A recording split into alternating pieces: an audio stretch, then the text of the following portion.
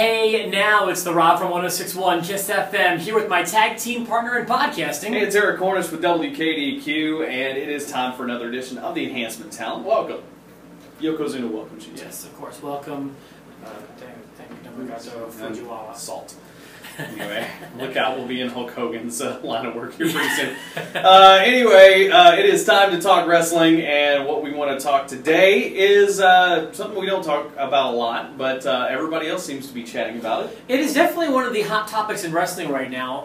It is the, you want to call it the Divas Revolution? That's what they're calling it, so I guess we'll call it that. Well, so let's go ahead and do that, and let's talk about it, and let's, I guess, give a report card on the Divas division right now. Let's first start with some breaking news, and this not surprising based on kind of the way things are playing out, but another retirement in the Divas division. You never heard that very often, like Divas retiring. No. But now you're hearing it a lot more often, and Layla has now retired after 9 years with the company. That's a long run. You know what? But really, for someone who's been there for as long as she has been, never made a huge impact. I don't think. No, I mean, you know, her days with Lay Cool were certainly the top. I mean, yeah. those were, and that was the start of some good Diva stuff, and it never really did pay off. You know, with Michelle leaving and everything, it didn't really go as far as they'd hoped. But seeing how little that Layla's been used recently, and that she's not involved in this huge Divas thing now that she's healthy, I assume she is. I guess this you know, kind of the writing on the wall for her. You know, sure, looks like Rosa Mendez. I guess, you know, Emma. You know, I think some of those Divas should be looking at retirement as well, probably. But think about the names that you mentioned, and none of those are the big nine involved on TV every week. Right. That's what I'm saying. That's why I'm, you know, mentioning those names. Emma could be, but the problem is, you know, she had that legal trouble a while back that I think is still haunting her. But I feel like Emma should stick it out because I feel like she's just not got her footing in on the main roster. But I still like her potential. Yeah. I think that there's something there. But what my point was that think about how many active divas there are in the company right now. I can't think of a time in history when the Divas division was this fleshed out. Yeah, I mean, to have, like, the 9 that they're featuring right now, I can't remember the last time that there were 9 Divas that could all pass for decent workers. Yeah. And they all can here. I mean, you know, you've had times where there were that many, but, you know, you'd have somebody on there that was not a wrestler, you know. Absolutely. Yeah, a lot of them just models, pretty faces. But now, and look, you still have, you know, Summer and Lana in major storylines too, and they aren't necessarily doing the wrestling thing. So, correct. So now you're up to 11, and then you got Natty, who's always there and always, you know, helping the other Divas.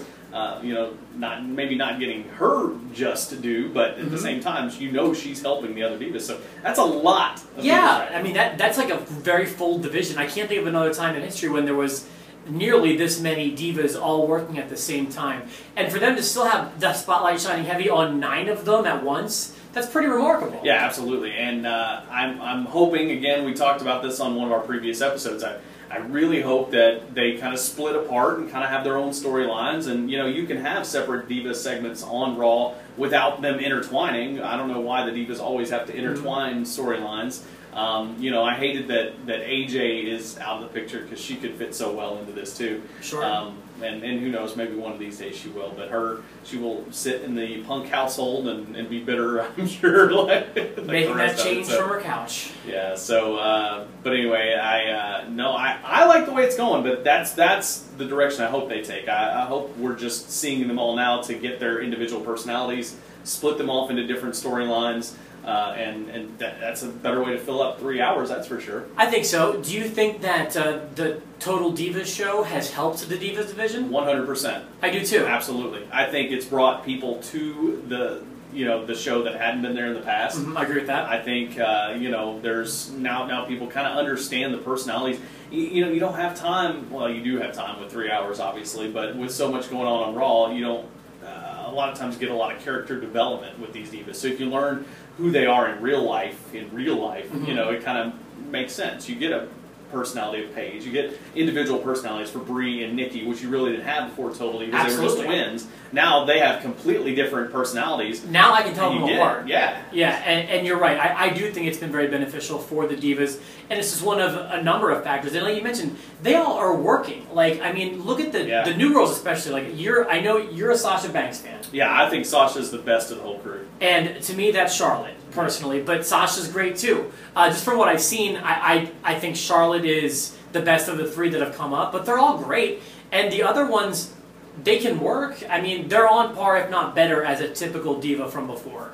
Yeah, and I remember the promo that AJ cut about talent being sexually transmitted. It may not be that, but at least with the Bellas, I mean, look how far they've come, and you got to think that some of that is, because of who they're romantically linked with. Probably. Daniel Bryan and John Cena, two of the best out there. Sure, I mean, they're getting some training, and you can see it, reflecting some of Brie's work lately, and so that's good too. And I mean, I can't hate it. I just hope that they continue with it and develop some storylines just like the men have, instead of just, hey, these are the Divas. Are we at the all-time high in Divas entertainment in the history of wrestling? We could be, just because of numbers, sheer numbers. Now, I think if you go back, it's going to take a while to get there because, I mean, you still haven't had females main eventing a Raw like Trish and Lita did. But that was a big deal. So they were two superstar divas for sure that could have great matches. But at that time, there was not a lot happening in the Divas division. No, there wasn't. There was not much of a division. But like I said, it's going to take a while for the women that you have now to become as iconic as those two. True. There's nobody standing out right now as Hall of Fame worthy except for maybe the Bellas. And only because of the kind of exposure that they've had. I think you could get to that level, but you've got to have that character development. Sure. Trish and Lita certainly had that. Yeah, and they didn't start that way. They got there over time. Mm-hmm. So, I feel like also there were the very notable, like, I'll call them the Playboy years, or the Attitude Era, where divas were very much pop culture icons, like Sable or Chyna. And then you also had, like, I thought the in-ring quality was very good in, like, the Beth Phoenix, Melina years as well. Yeah, and let's not forget, some of the most recognizable divas were never very good wrestlers, and that's like Stacy Keibler and Tori Wilson. I mean, were not great wrestlers, but they certainly, and Tori became one eventually. Stacy was never really so much a wrestler, but they were both very recognizable. I never thought Tori became great. She became good. She became good. But yeah, I think we're in a good spot right now for Divas. It adds something else to the show, and it's not just go to the bathroom match. So maybe it is actually a hashtag Diva Revolution. Yeah, it definitely could be, and I'm looking forward to it. So we want to know what you think about the Divas too. Let us know, and we've got something very, very special coming very soon. Okay, I'm going to be gone on vacation next week. You might not even know this. But I'm going to break the news to you right now. I'm going to be honest, I don't know what you're talking about. Okay, coming up, now, like I said, Rob's going to be on his own all next week, but then I'll be back from vacation after that. Starting that week, we are going to register our regular listeners, because you've been so faithful watching these shows, for 6 months of the WWE Network. Really? That's right. We're going to awesome. give you the prize, 6 months of the WWE Network that you can win by watching the Enhancement talent. So, subscribe now, watch the next couple episodes, and in a couple weeks we'll tell you how you can win. Pretty cool, huh? Absolutely. Yeah, and $9.99, you won't have to worry about it. Free, F-R-E-E. Have a good one, and Rob, you take care of this. For myself, for the Rob, I will have this next week. I didn't even know that part, but you didn't know that part. I'll figure something out. I'm hitting in the back with a chair. My solo turn will be next week. Take care, everybody.